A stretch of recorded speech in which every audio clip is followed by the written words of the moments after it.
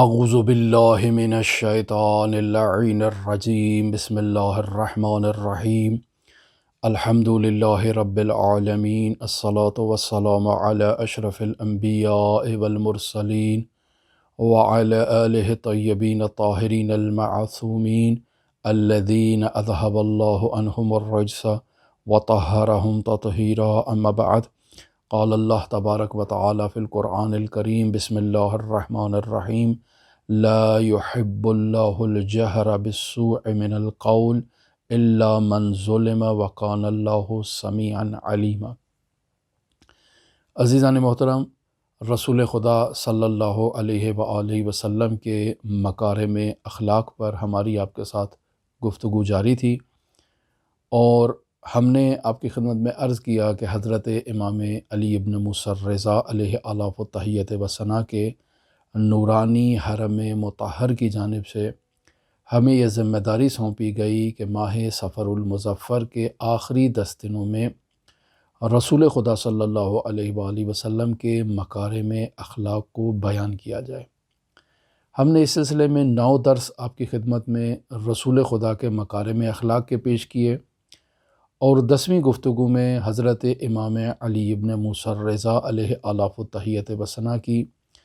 سیرت و تعلیمات بیان کیں، اور آج طے تھا کہ ہم حضرت علی ابن موسیٰ الرضا علیہ آلاف و تحیت و ثنا کے مکارم اخلاق کو حضرت امام علی ابن موسیٰ الرضا کے نورانی حرم مطہر سے بیان کریں آپ کی خدمت میں۔ لیکن حضرت امام رضا کی حرم مطہر کی میڈیا ٹیم کی جانب سے ہمیں یہ کہا گیا کہ رسول خدا صلی اللہ علیہ وآلہ وسلم کے مکارم اخلاق کی 10 جو نشستیں ہیں اور 10 درس جو ہیں وہ کمپلیٹ کیے جائیں، اور کل حرم مطہر سے ہمارا وہ جو گفتگو ریکارڈ شدہ ہے اور لائیو نشر بھی کی جا چکی ہے، اسے کل ہم اپنے چینل میں آپ کی خدمت میں پیش کریں گے، جس میں امام علی ابن موسیٰ الرضا علیہ آلاف و تحیت و ثنا کی اخلاقی خصوصیات بیان کی جائیں گی۔ آج ہم آپ کی خدمت میں رسول خدا صلی اللہ علیہ وآلہ وسلم کی سیرت و تعلیمات میں کسی مومن کی حیثیت، آبرو اور عزت کی حفاظت کے بارے میں کچھ مختصر سی گفتگو کریں گے۔ خداوند متعال بھی قرآن مجید میں اس مطلب کو واضح اور 2 ٹوک الفاظ میں مسلمانوں کو بیان فرما رہا ہے، اور یہ تعلیم دے رہا ہے کہ لا يحب اللہ الجہر بالسوء من القول، کہ اللہ تبارک و تعالی زبان سے دوسروں کی برائی کرنا ہرگز پسند نہیں کرتا۔ بس اللہ تبارک و تعالی نے مجھے یہ زبان عطا کی ہے،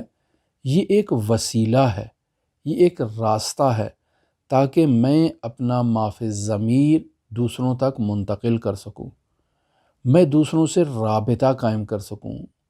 دوسروں کو بتا سکوں کہ میرے دل میں ان کے بارے میں کیا خیالات ہیں، کیا سوچتا ہوں ان کے بارے میں، اور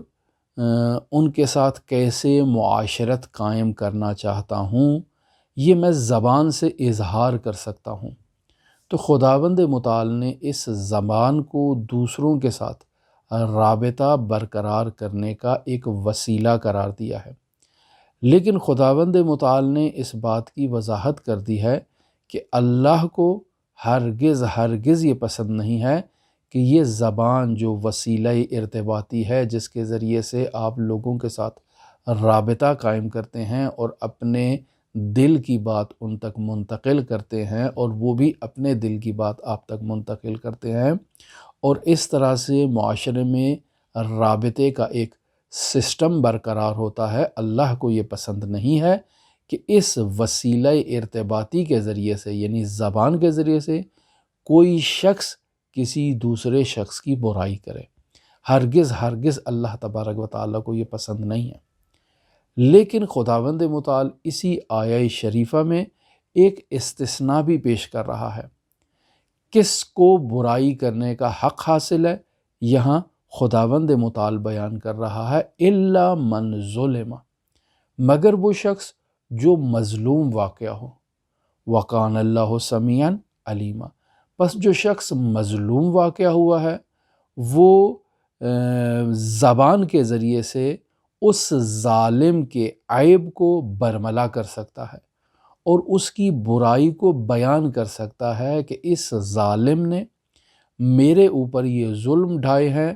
اور ایھا الناس آئیں اور آ کر مجھے اس ظالم کے چنگل سے نجات عطا کریں،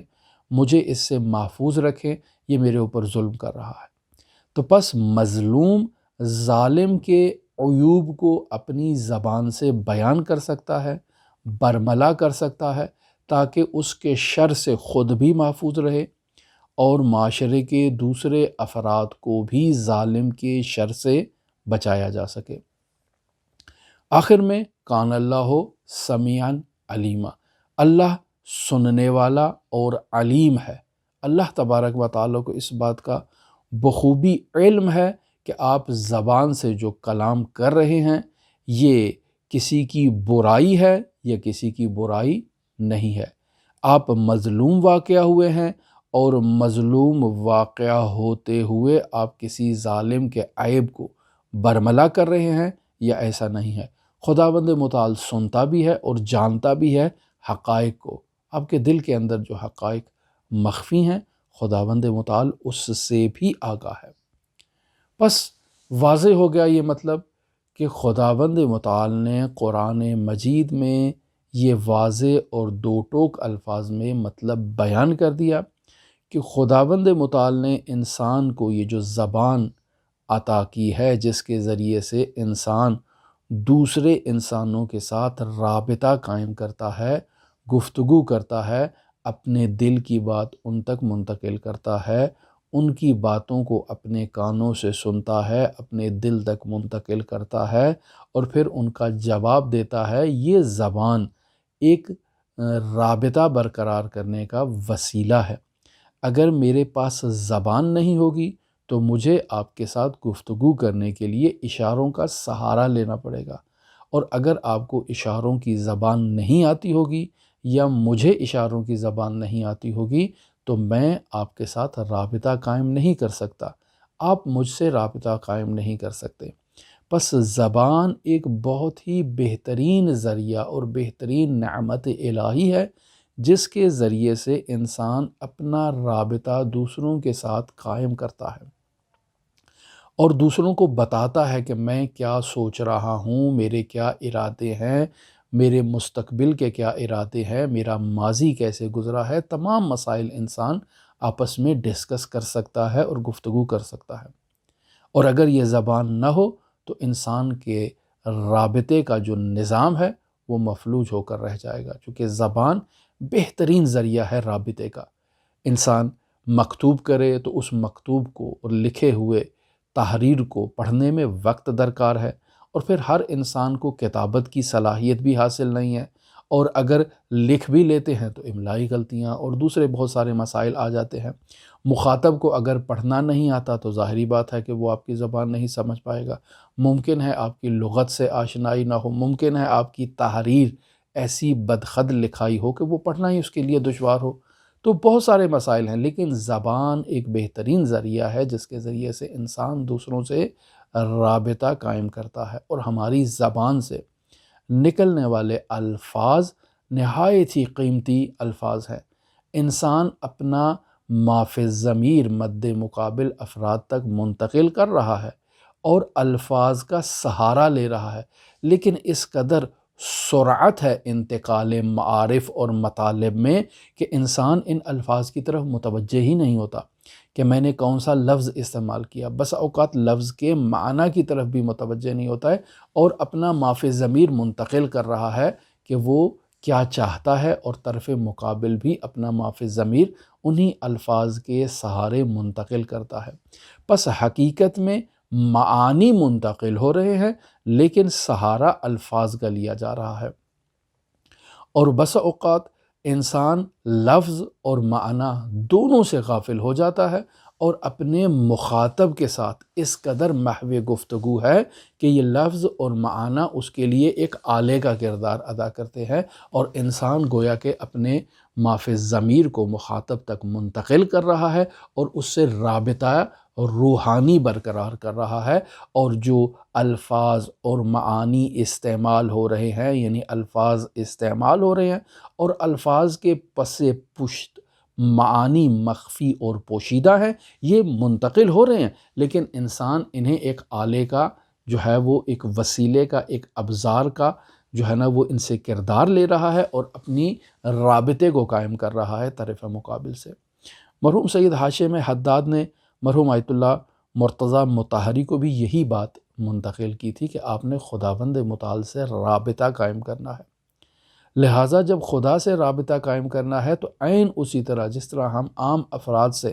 رابطہ قائم کرتے ہیں تو الفاظ آلے کا کردار ادا کرتے ہیں، اصالت نہیں ہوتے، اسی طرح آپ خدا سے جب رابطہ قائم کر رہے ہیں تو الفاظ کی گھومن گھیریوں میں نہ پھنس جائیں کہ یہ لفظ ادا نہیں ہوا، اوہ غلط ہو گیا، دوبارہ اس کی تصحیح کرو، بسم اللہ الرحمن الرحیم، نہیں، اچھی طرح سے بسم اللہ نہیں ہوئی، بسم اللہ الرحمن الرحیم۔ یہ انسان جب الفاظ میں پھنس جاتا ہے تو الفاظ کے درست تلفظ میں ہی وہ گیر ہو جاتا ہے اور پھنسا رہتا ہے، اس بات سے غافل ہوتا ہے کہ یہ لفظ معنی کو منتقل کرنے کا ایک کردار ادا کر رہے ہیں اور اس سے بڑھ کر رابطے کا قائم کردار ادا کر رہے ہیں، اور اگر میں لفظ میں ہی پھنسا رہوں گا تو معنی کی طرف نہیں آؤں گا، اور اگر معنی میں پھنسا رہوں گا تو میں طرف مقابل سے رابطہ کیسے قائم کروں گا؟ تو اگر ہم خداوند متعال سے رابطہ قائم کر رہے ہیں تو الفاظ میں یا معانی میں اگر پھنس جائیں تو ہم کب خداوند متعال کی عبادت کریں گے؟ لہٰذا خداوند متعال کی عبادت ان معانی اور مطالب سے مافوق ہونی چاہیے، اور یہ الفاظ اور معانی ایک وسیلے کا کردار ادا کرنے چاہیے۔ لہٰذا خداوند متعال جو ارشاد فرما رہا ہے کہ لا يحب اللہ الجہر بالسوء من القول الا من ظلم، یعنی خداوند متعال زبان کے ذریعے سے کسی کی برائی کو پسند نہیں کرتا، مگر مظلوم اگر کسی ظالم کی برائی کرتا ہے تو اس میں کوئی حرج نہیں ہے۔ پس اس قرآنی تعلیم سے یہ بات ہمارے سامنے واضح ہو جاتی ہے کہ اگر انسان اپنی زبان کا استعمال کرتے ہوئے کسی کو گالی دیتا ہے تو یہ فعل حرام ہے، اگر انسان کسی پر تہمت لگاتا ہے تو یہ فعل حرام ہے، اگر انسان کسی کی غیبت کرتا ہے تو یہ فعل حرام ہے۔ پس کسی کو گالی دینا، کسی کی غیبت کرنا، کسی کی تہمت لگانا، کسی کی بے احترامی کرنا، یہ سب وہ امور ہے کہ جو خداوند متعال کے غیظ و غضب کو ابھارتے ہیں، اور خداوند متعال ایسے شخص سے جو خداوند متعال کی اس نعمت لسان کا غلط استعمال کر رہا ہے، خدا اس سے راضی نہیں ہوتا اور خدا اس کی توفیقات کو سلب کر لیتا ہے، اسے خداوند متعال اس دنیا میں بھی عذاب اور مشکلات عطا کرتا ہے، اور آخرت میں بھی خداوند متعال اسے سخت اور دشوار مراحل سے گزارتا ہے۔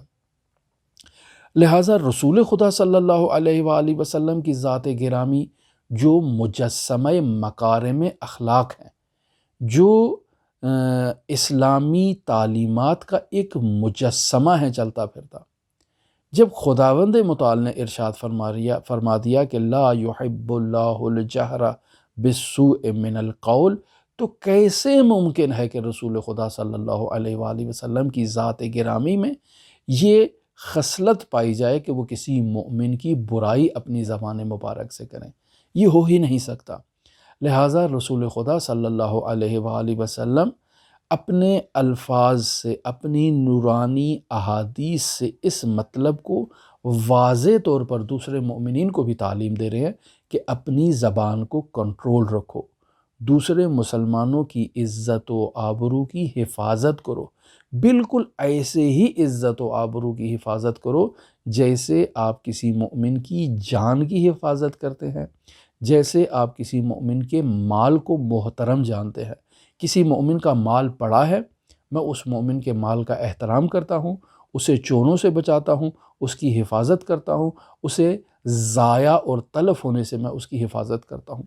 اسی طرح مومن کی جان کی حفاظت کرتا ہوں۔ میں دیکھ رہا ہوں کہ ایک مومن غرق ہونے لگا ہے، میں اس کا ہاتھ تھام لیتا ہوں تاکہ وہ غرق ہونے سے نجات پیدا کر لے۔ تو جیسے میں ایک مومن کی جان بچاتا ہوں، میں ایک مومن کے مال کی حفاظت کرتا ہوں،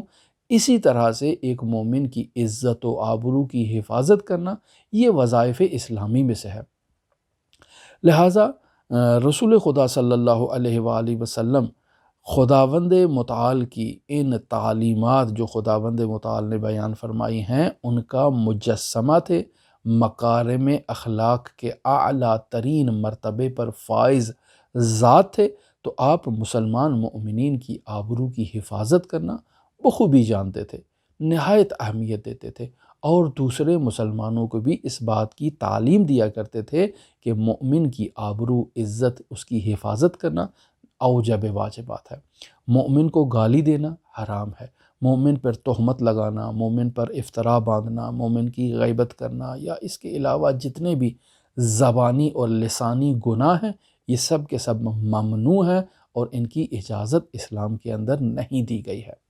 لیکن افسوس ہمارا معاشرہ رسول خدا صلی اللہ علیہ وآلہ وسلم کے مکارم اخلاق کو اہمیت نہیں دیتا۔ زبان سے برائیاں جاری ہیں تو جاری ہیں، زبان سے غیبت جاری ہے تو جاری ہے،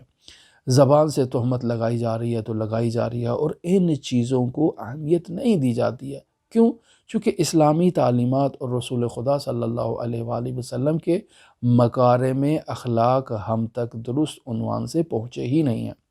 لہٰذا امام علی ابن موسیٰ الرضا علیہ آلاف التحیۃ وثنا کا وہ قول کہ فَإِنَّ النَّاسَ لَوْ عَلِمُوا مَحَاسِنَ كَلَامِنَا لَاتَّبَعُونَا، اگر لوگوں کو ہمارے کلام کے محاسن اور خوبصورتیوں کا علم ہو جائے تو وہ ہماری اتباع خود بخود کریں گے، بس وہ ہماری پیروی نہیں کر رہے ہیں۔ اس کا لازمہ یہ ہے کہ ان تک ہمارے مکارم اخلاق پہنچے ہی نہیں ہیں۔ اور حضرت امام علی ابن موسیٰ الرضا علیہ آلاف التحیۃ وثنا کے نورانی حرم مطہر کی جانب سے ہمیں یہ سعادت نصیب ہوئی کہ ہم رسول خدا صلی اللہ علیہ وآلہ وسلم کے مکارم اخلاق کا مطالعہ کریں اور انہیں آپ لوگوں کی خدمت میں بیان کریں۔ آپ لوگوں کو بھی یہ سعادت نصیب ہے کہ آپ حضرت امام علی ابن موسیٰ الرضا علیہ آلاف التحیۃ وثنا کے دسترخوان پر بیٹھ کر رسول خدا صلی اللہ علیہ وآلہ وسلم کے مکارم اخلاق کو ہماری زبان سے سن رہے ہیں۔ بس ہمیں یہ چاہیے کہ ہم رسول خدا کے مکارم اخلاق کو اپنی ذات کا جزو لا ینفق قرار دیں، یعنی ایسا جزو کہ ہم رسول خدا کے مکارم اخلاق کو اپنی ذات میں ایسے ڈھال لیں کہ ہرگز وہ مکارم اخلاق ہم سے جدا نہ ہوں۔ ہم اس پر اس قدر سختی سے کاربندی کریں، سختی سے عمل کریں۔ لہٰذا کچھ رسول خدا صلی اللہ علیہ وآلہ وسلم کی نورانی احادیث جو مومن کی عزت و آبرو کی حفاظت سے متعلق ہے میں آپ کی خدمت میں نقل کرتا ہوں۔ مثلا رسول خدا صلی اللہ علیہ وآلہ وسلم ارشاد فرما رہے ہیں کہ من رد عن عرض اخیہ، یعنی جو کوئی بھی شخص اپنے مومن کی عزت اور آبرو کے اوپر جب حملہ ہو رہا ہے تو یہ اس حملے میں کھڑا ہوتا ہے، مومن کا ڈیفنس کرتا ہے اور دفاع کرتا ہے۔ پس من رد، جو رد کرتا ہے، عن عرض اخیہ یعنی مومن بھائی کی عزت و آبرو پر حملہ ہونے کو روکتا ہے اور اس کا دفاع کرتا ہے، رد اللہ عن وجہہ النار، تو خداوند متعال قیامت کے دن اس کے چہرے سے آتش جہنم کو دور کر دے گا۔ کیوں؟ چونکہ اس مومن نے، اس بندے نے اپنے دوسرے مومن بھائی کی عزت کا ڈیفنس کیا، خیال رکھا اور اسے آبرو ریزی ہونے سے اس نے حفاظت کی ہے۔ پس کسی بھی مومن پر اگر الزام لگ رہا ہے تو ہماری یہ ذمہ داری ہے کہ ہم اس مومن کا دفاع کریں۔ زبان سے دفاع کر سکتے ہیں، زبان سے دفاع کریں۔ اگر ہم اعضاء و جوارح سے دفاع کر سکتے ہیں تو اعضاء و جوارح سے دفاع کریں۔ اگر اس محفل سے اٹھ کر احتجاج کر کے وہاں جا کر ہمارا دفاع کرنا، وہاں سے اٹھ کر جانا یہ دفاع ہے تو ہماری ذمہ داری ہے کہ ہم اس طرح سے دفاع کریں۔ بس الغرض مومن بھائی کی عزت و آبرو کی حفاظت کرنا یہ ہماری ذمہ داری ہے۔ بس ایک طرف یہ کہا جا رہا ہے کہ لا يحب اللہ الجہر بالسوء من القول، کہ خداوند متعال زبان سے کسی مومن کی عزت و آبرو کی جو پامالی ہے اس کو پسند نہیں کرتا ہے، تو دوسری طرف رسول خدا صلی اللہ علیہ وآلہ وسلم یہ تعلیم دے رہے ہیں کہ اگر کہیں کسی مومن بھائی کی عزت و آبرو کی پامالی ہو رہی ہے تو میرا یہ وظیفہ ہے کہ میں وہاں کھڑا ہو جاؤں اور اس مومن کی عزت و آبرو کا دفاع کروں اور اس کا احترام کروں۔ سوال یہ پیدا ہوتا ہے کہ کیوں میں ایسا کروں، کیا ضرورت ہے؟ ایک مومن کی برائی ہو رہی ہے اور میں جانتا ہوں کہ اس کی برائی ہو رہی ہے اور اس میں یہ عیب نہیں پایا جا رہا، میرے اوپر کیوں لازم ہے کہ میں اس کا دفاع کروں؟ حضرت امام جعفر صادق علیہ الف و تحیت و ثنا بخوبی اس مطلب کی طرف اشارہ کر رہے ہیں کہ المؤمن اعظم حرمتا من الکعبۃ، ایک مومن کی عزت اور آبرو اعظم ہے، بڑی ہے خود کعبہ کی عزت و آبرو سے۔ بس کعبہ کیا ہے؟ کعبہ خداوند متعال کے شعائر میں سے ایک شعار ہے، خداوند متعال کی نشانیوں میں سے ایک نشانی ہے، لہٰذا باقاعدہ سورہ حج میں اس مطلب کی طرف اشارہ کیا جاتا ہے وَمَن يُعَظِّمْ شَعَائِرَ اللَّهِ فَإِنَّهَا مِن تَقْوَى الْقُلُوبِ، یعنی جو کوئی بھی اللہ کے شعار اور اللہ کی ان نشانیوں کی حفاظت کرتا ہے، ان کا احترام کرتا ہے، انہیں عزت دیتا ہے، تو یہ اس کے دل کی جو نورانیت ہے اس کا باعث بنتا ہے اور اس کے تقویٰ کا باعث بنتا ہے۔ پس اگر کعبہ جو باقاعدہ اینٹوں سے بنا ہوا ہے، جو باقاعدہ ایک خاص میٹیریل سے بنا ہوا ہے، لیکن چونکہ خداوند متعال نے اس کو اپنے گھر کی نشانی کے طور پر متعارف کرایا ہے تو اس کا احترام ہے، تو وہ مومن جس کی نسبت خود خداوند متعال کی طرف ہے، جو ایمان خدا پر لایا ہے، اس کا مقام اس کعبہ جو اینٹوں کا مجموعہ ہے اس سے اس مومن کا مقام جو ہے وہ اعظم ہے۔ لہٰذا امام صادق آل محمد فرما رہے ہیں کہ المؤمن اعظم حرمتا، مومن کا احترام اور مومن کی عزت و آبرو اعظم ہے، بڑی ہے خود کعبہ سے۔ بس کعبہ میرے لیے محترم ہے، اس کی بے احترامی کرنا میرے اوپر حرام ہے، لیکن مومن کی بے احترامی کرنا اس کعبے سے زیادہ جو ہے وہ گناہ کا جو ہے وہ باعث ہے۔ لہٰذا اگر کعبہ محترم ہے تو مومن کا احترام اس کعبہ سے بہت بڑا ہے۔ لہٰذا جو رسول خدا صلی اللہ علیہ وآلہ وسلم فرما رہے ہیں کہ من رد عن ارض اخیہ، جب کسی مومن کے اوپر حملہ ہو رہا ہے اس کی عزت و آبرو اور ناموس کے اوپر، میں یہاں کھڑا ہو جاتا ہوں، اس کی عزت و آبرو کا ڈیفنس کرتا ہوں، تو یہ ڈیفنس کرنا یہ کیا ہے؟ اعظم حرمتا من الکعبہ، اس سے جو ہے نا وہ اس مطلب کی طرف اشارہ ہو رہا ہے کہ میں نے گویا کہ کعبے سے بڑی ایک عزت والی شخصیت جو ایک مومن ہے اس کی عزت کا میں نے جو ہے وہ احترام کیا، اس کی عزت اور آبرو کا میں نے ڈیفنس کیا، حفاظت کی، تو بس میں نے کعبہ سے بڑی ایک عظیم عزت و آبرو کو میں نے بچا لیا ہے۔ پس خداوند متعال کہہ رہا ہے کہ رد اللہ عن وجہہ النار، خداوند متعال قیامت کے دن اس کے چہرے سے آتش جہنم کو دور کر دے گا اور رد کر دے گا۔ پس یہاں مومن کا احترام نہایت ہی ضروری بیان کیا گیا ہے۔ یا ایک اور جگہ پر رسول خدا صلی اللہ علیہ وآلہ وسلم ارشاد فرما رہے ہیں کہ ان حرمت عرض المؤمن کا حرمت دمہ و مالہ، کسی مومن کی عزت و آبرو کی جو احترام ہے، جو اس کا مقام ہے، وہ اس کے مال اور اس کی خون سے مطابقت کرتا ہے۔ یعنی اگر کسی مومن کا مال محترم ہے تو اس کی عزت اسی مال کی طرح محترم ہے، اگر کسی مومن کا خون اور اس کا نفس اور اس کی جان محترم ہے تو اس کی عزت بھی محترم ہے۔ پس مومن کی عزت و آبرو عین اس کے خون اور اس کی پراپرٹی اور اس کے مال کی طرح محترم ہے۔ جس طرح ہمارے لیے یہ جائز نہیں ہے کہ ہم کسی مسلمان کا خون بہائیں، اس کو ہم قتل کر دیں، یہ ہمارے لیے جائز نہیں ہے، تو پس ہمارے لیے اس کی کردار کشی کرنا بھی جائز نہیں ہے۔ اگر ہمارے لیے جائز نہیں ہے کہ کسی مومن کے مال کو لوٹیں، اس کے مال کا احترام کرنا ہمارے اوپر واجب ہے، تو اسی طرح سے اس کی جو کردار کشی کرنا ہے یہ بھی میرے لیے جائز نہیں ہے، اور اس کے کردار کی حفاظت کرنا یہ میرے اوپر واجب ہے۔ لہٰذا ایک اور جگہ رسول خدا صلی اللہ علیہ وآلہ وسلم مومن کے کردار کی حفاظت کرنے سے متعلق بیان فرما رہے ہیں کہ من رد عن عرض اخیہ، جو کوئی بھی اپنے مسلمان بھائی کی عزت و آبرو کی حفاظت کرتا ہے اور اسے ضائع ہونے سے بچاتا ہے، کان لہ 70,000 حجاب من النار، تو قیامت کے دن اس کے پاس 70,000 ایسے حجاب ہوں گے جنہیں یہ اپنے اور آتش جہنم کے درمیان قرار دیتے ہوئے خود اس آتش جہنم سے محفوظ رہے گا۔ تو اس قدر ضروری ہے ایک مومن کی عزت و آبرو کی حفاظت کرنا، جو رسول خدا صلی اللہ علیہ وآلہ وسلم ارشاد فرما رہے ہیں۔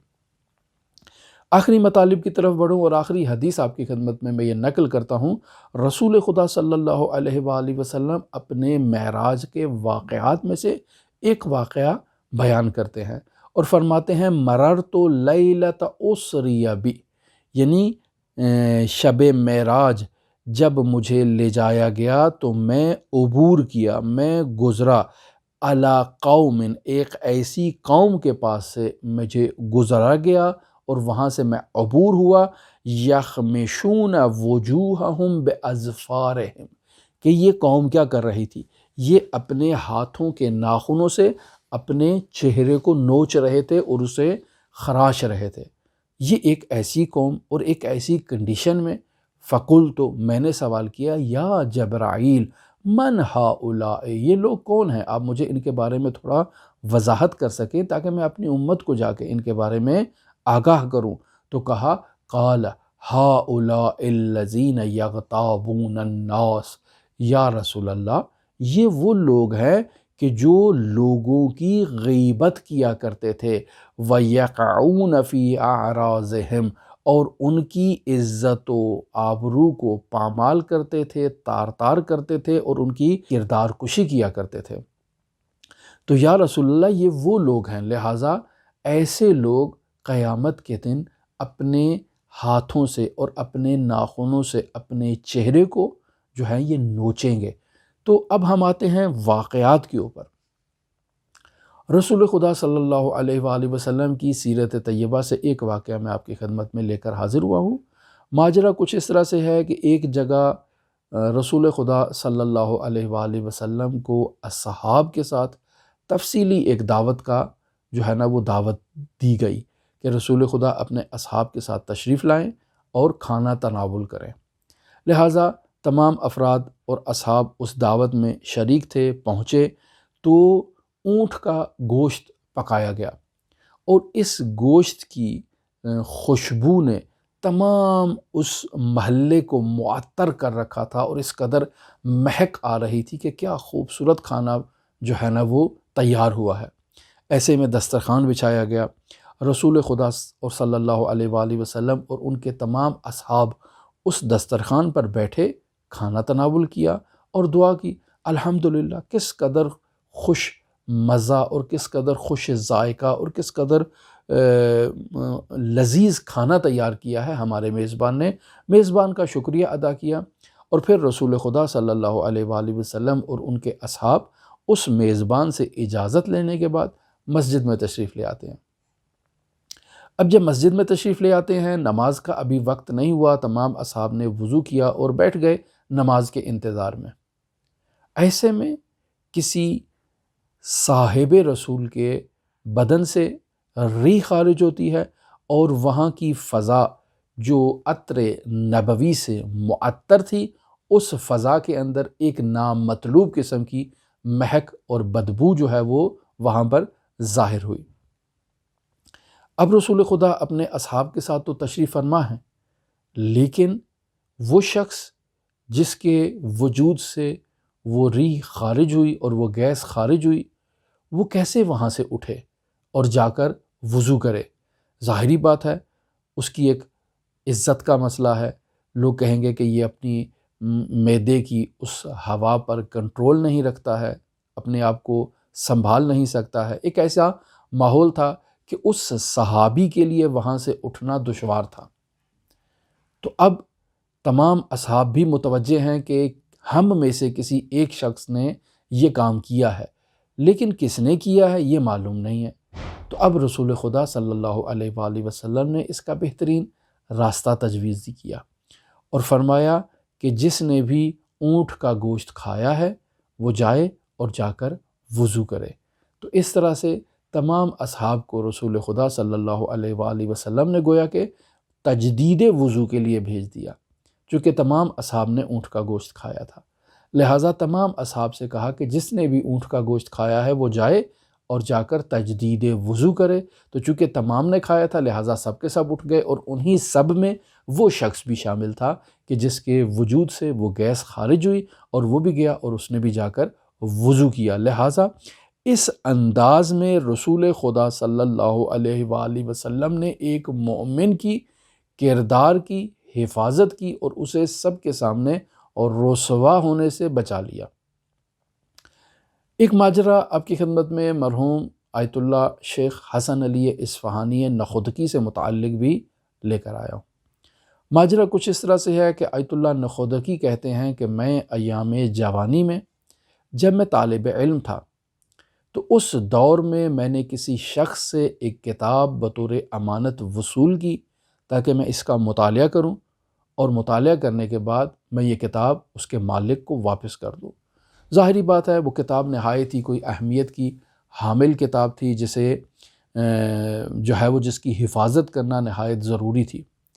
وہ کتاب مجھ سے گم ہو گئی۔ اب مجھے یہ خوف تھا کہ وہ شخص جس سے میں نے یہ کتاب وصول کی ہے، اگر میں اس شخص کو کہوں کہ یہ کتاب مجھ سے گم ہو گئی ہے تو وہ میری اس بات کو مجھ سے ایکسیپٹ نہیں کرے گا۔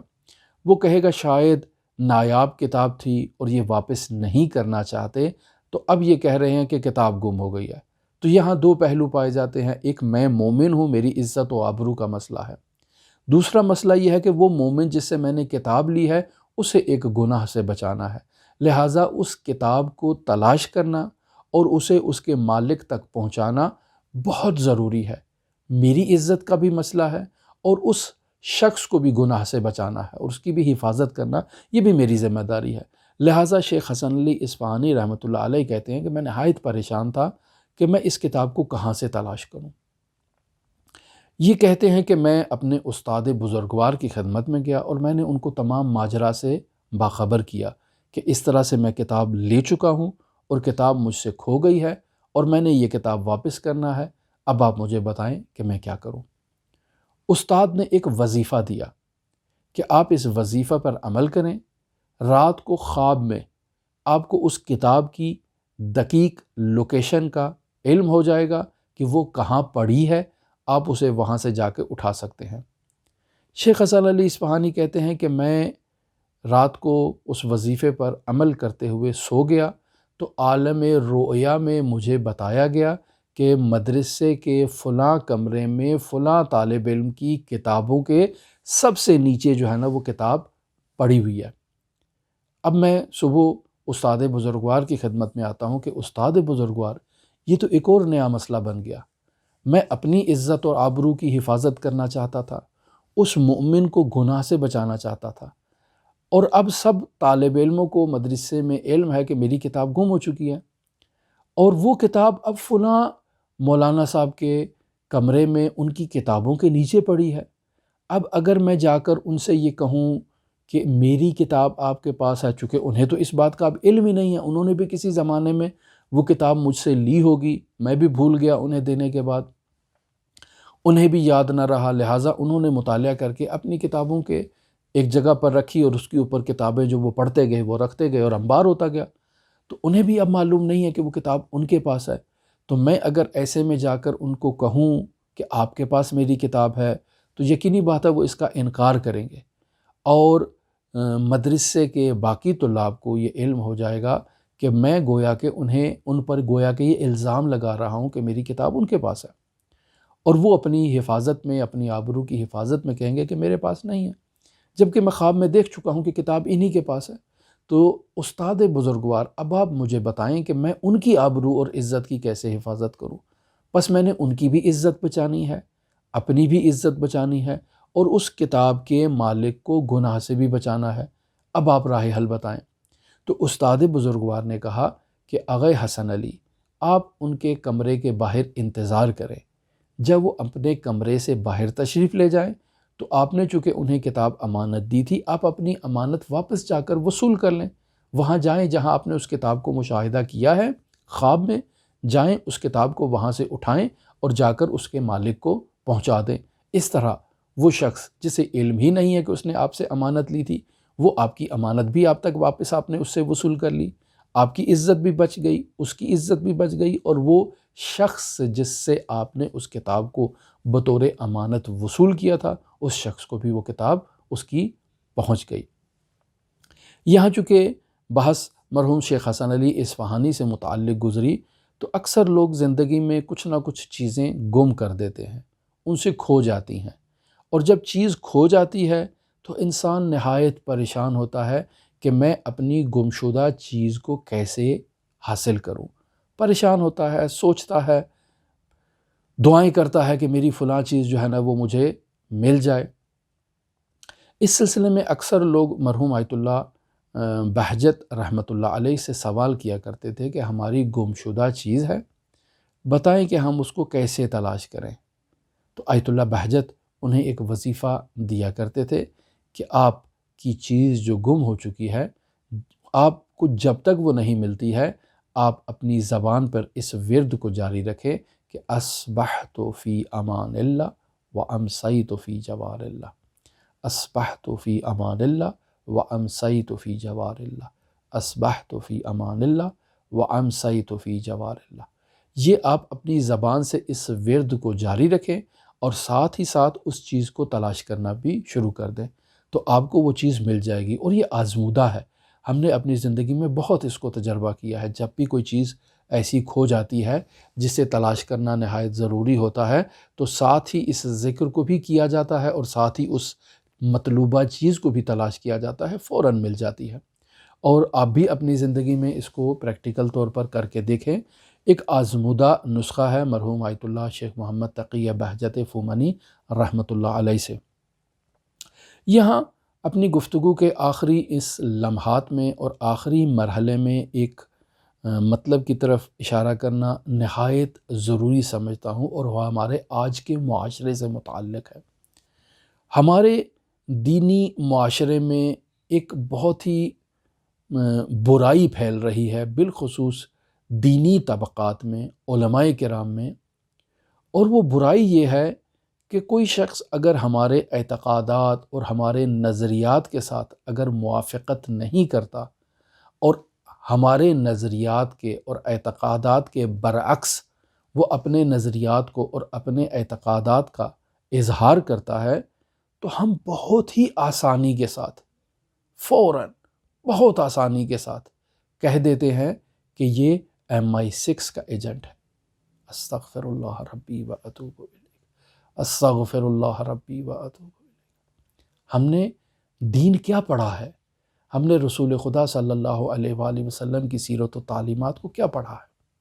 ہم نے حوزہ علمیہ میں اپنی ساری زندگی ضائع کر دی۔ ہمیں یہ معلوم ہی نہیں ہوا کہ کسی مومن کی عزت و آبرو کی حفاظت کرنا کس قدر عظیم ہے۔ مومن کی عزت و آبرو کعبے سے بڑی احترام کی حامل ہے، اور ہم آرام سے کوئی شخص اگر ہمارے نظریات کے خلاف اظہار نظر کرے، اظہار رائے کرے، تو ہم کہہ دیتے ہیں کہ MI6 کا ایجنٹ ہے۔ عزیزان، کو خدا کا خوف کیا جائے، کچھ خیال رکھا جائے۔ یہ کیسا انقلاب ہے کہ جو آپ لوگوں کو ہر کسی مومن کی توہین کرنے کی سرٹیفکیٹ دیتا ہے، اجازت دے دیتا ہے کہ آپ نے گلے میں ایک رومال ڈال لیا جو آیت اللہ رہبر معظم انقلاب ڈالا کرتے ہیں، اور یہ رومال ڈالنا گویا کہ آپ کے لیے ایک سرٹیفکیٹ ہو گیا ہے کہ آپ کسی بھی مومن کی عزت و آبرو کو خاک کے ساتھ یکساں کر دیں اور اسے MI6 کا ایجنٹ بنا دیں، اسے استعمار کا ایجنٹ بنا دیں، اسے طاغوت کا مصداق بنا دیں، کیوں؟ چونکہ اس نے آپ کے نظریے کے خلاف اظہار نظر کی ہے اور اظہار وجود کیا ہے۔ اس سے بڑا اور کیا گناہ ہوگا؟